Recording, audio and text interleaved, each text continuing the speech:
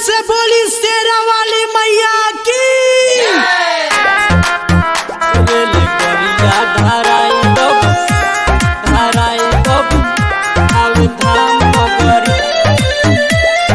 Vindhyachal digital recording studio Baniyapur.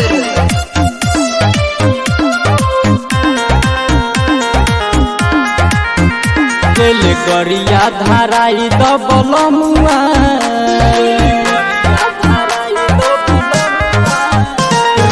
गरिया धाराई दबलमुआ जाई बुझावे धाम नगरी। गरिया धाराई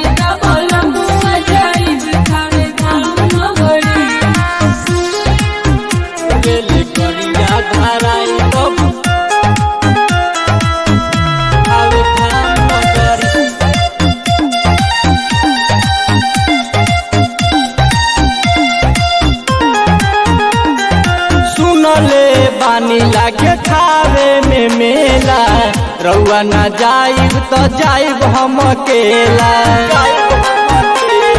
सुनले पानी लागे खावे में मेला, रउआ न जाइब तो जाइब हम अकेला।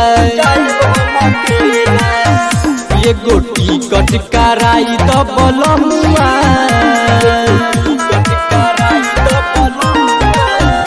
ये गोटी कट कराई तो बलमुआ जाई बुझावे धाम न।